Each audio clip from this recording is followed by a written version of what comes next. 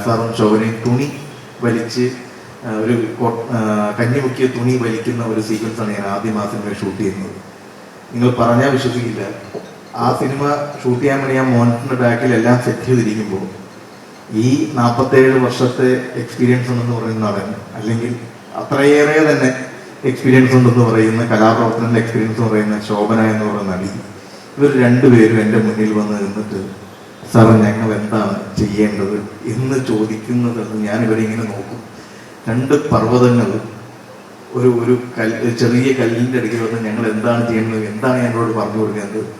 അപ്പം എനിക്കത് മനസ്സിലായത്, അവർക്ക് തരുണൊപ്പം ചേരാനുള്ള അവരുടെ ഈഗോ ഇല്ലാത്ത രണ്ട് നടന്മാരുടെ മനസ്സാണ്. എന്നെ സാറിന് വിളിക്കേണ്ട കാര്യമില്ല, ഞങ്ങൾ എന്താണ് ചെയ്യേണ്ടതെന്ന് അവരോട് ഞാൻ പറഞ്ഞു കൊടുക്കേണ്ട കാര്യമില്ല, എന്നാലും ഞാൻ പറയുന്നത് ചെയ്യാൻ തയ്യാറായി നിന്നു എന്നുള്ളതാണ് അതിൻ്റെ സന്തോഷം. അപ്പം ലാൽസാറായിട്ടും ശോഭന മാമനായിട്ടുമൊക്കെ നല്ല ഒരു ആത്മബന്ധം ഇപ്പോൾ ഉണ്ട്. എപ്പോഴും വിളിക്കുകയും അല്ലെങ്കിൽ മെസ്സേജ് അയക്കുകയും ഒക്കെ ചെയ്യുന്നൊരു സന്തോഷകരമായ ഒരു പ്രൊഫഷണൽ ബന്ധം നിലനിർത്തുന്നുണ്ട്. അതങ്ങനെ തന്നെ തുടരുമെന്നാണ് വിശ്വാസം.